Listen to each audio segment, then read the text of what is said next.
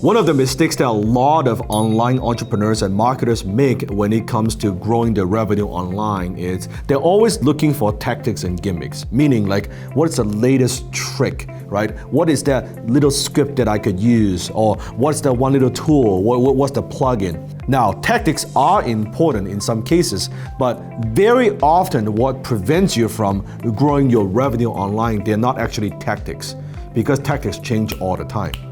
What actually grows your business is strategy. What is the right move that you need to make? What are some of those strategic moves, the strategic thinking that goes behind the moves? That's what grows a company. And very often that requires a little bit of thinking. It requires you to kind of think a little bit deeper. So in this video, Jeremy is going to share with you the 3 strategies to grow your online revenue. Enjoy. Yeah, so you guys got to check out this fountain. This is probably the weakest fountain I've seen, but it's here. It's here at the first part of the property. You know, you can see it clearly is lopsided and it only drips on one side. When I say it's the most pitiful fountain, I mean, it doesn't even, like, can you show them that? That might be like a centimeter. Also got the sun here in Florida that evaporates all my water.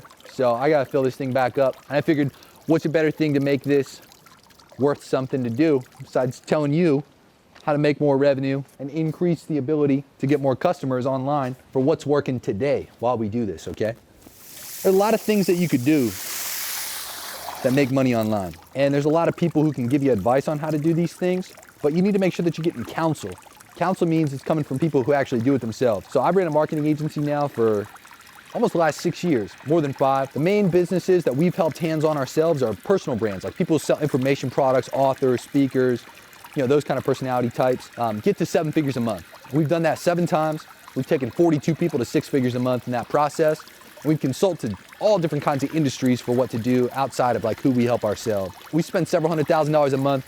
We make people money on that every single month profitably. We worked with a lot of big people. So I'll tell you the first strategy. I called it horizontal funnel scaling. This is actually an accidental strategy that one of the funnel guys I worked with, his name's Ty, he was giving me some slack on one of these funnels that we had. It was pretty low quality. We were trying to update a bad looking funnel. You know, this funnel in particular just had like a VSL and an application on it. We wanted to do something as simple as just kind of restyling the page and also, whoosh, and wanted to add some testimonials to it just to give it more life, you know, make it convert better. In that process, I was doing the ads, he was doing the funnel. He created a beautiful funnel.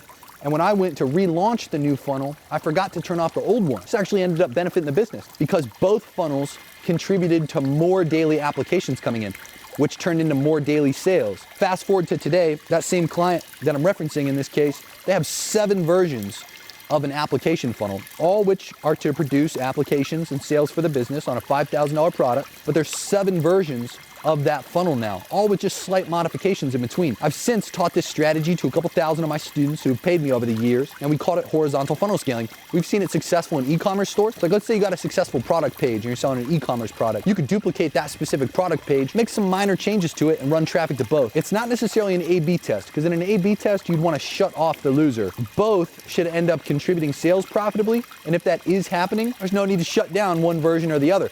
There's actually an incentive to create a 3rd variation and a 4th variation and a 5th variation, as long as the new version of that funnel, for whatever it is, an e-commerce product, getting leads, could be anything. Duplicate it out as long as both are producing sales profitably, make a 3rd, make a 4th. We call that horizontal funnel scaling.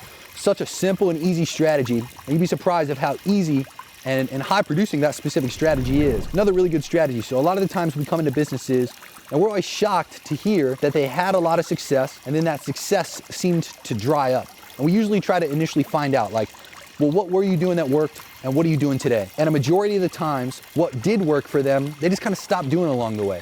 They stopped doing the successful actions and they started doing something different. They started doing something unproven, which is okay. That's sometimes how we find new revenue streams. You know, it's sometimes how we find new winning products or new funnels. But you should never stop the successful action as long as it's continuing to produce success. If anything, you should repeat the successful action. So a lot of the times when we come into a business, one of the first things we do is what we call a successful action audit. We try to find everything that was successful that they were doing that they're not doing today. And we try to repeat those successful actions. You'd be quite surprised and pleasantly happy once you do this yourself of how well this simple thing works. There's a high probability that when we repeat a successful action, it will bring success under new circumstances. It works a majority of the time. Quite a simple strategy. Cool document I gave out to my students.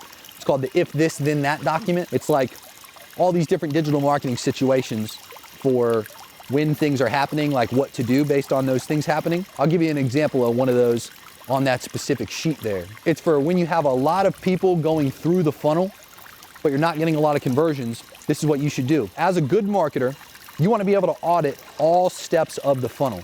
You don't just want to rely on the ad data exclusively. You don't just want to rely on the funnel data exclusively. You want to look at it like the system it is. You know, if this bottom base here wasn't full of water, there'd be no water up here. And therefore there'd be no water coming out of the fountain to drip back down and cycle through. If one of these things is off, I'm not gonna get the desired result of the system. It's the same thing in marketing. If I'm trying to produce a result and I'm not getting that result, here we go with the overflow. Look, if I'm trying to get a result and I'm not getting that result, I've gotta look at the system entirely for what it is. That means I've gotta start with the ads. You know, what's my click-through rate? A good click-through rate on ads, if you're getting above 2%, you know, that's pretty good. It's not great, but it's pretty good. Above 5% is typically what you wanna strive for. But if you got something at a 2% click-through, you know, that's good. It's not great, but it's good. Above 5% is great.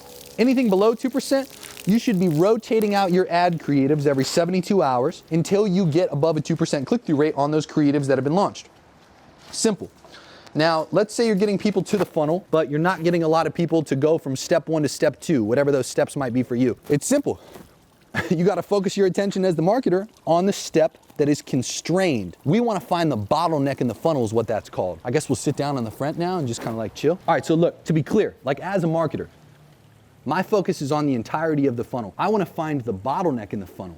Very commonly when we come in and start working with businesses, we'll find that there is a big constraint in one particular step within all their funnels that they're running traffic to. So as marketers, one huge thing that always gets more customers and always increases revenue is focusing our attention and their team's attention on the area that needs the improvement. We don't want to just come in and leave a bottleneck in place, because that means all the traffic that we send is just going to get stuck right there. That step could be anywhere in the process. It could even be after people buy and not a lot of people are buying the upsell. Your attention has to shift throughout the entire funnel process, from ads to even the ascension itself within that funnel, in order to have the highest probability of getting more customers by focusing your attention on the specific step that needs it most. Anyway, these were 3 little tips, very simple tips, but some good strategies that you can implement to get more customers, increase revenue. There's tons of other stuff. Like I like to say when I talk to a client, there's an unlimited amount of digital actions that make revenue. There's tons of other stuff that we can help with. One thing that I want to do for you guys, no cost to this, called the Digital Agency LaunchPad. The link's down in the description.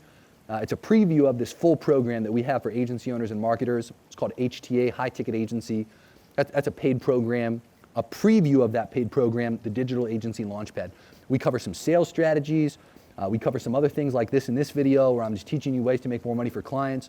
We cover some operational insights on the agency. And it's free. It's just a preview of the entire program. So that's my bribe to you.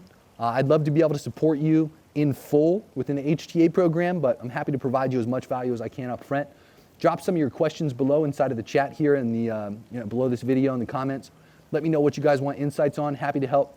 And in the meantime, jump into the Digital Agency LaunchPad, and I'll see you in the next video.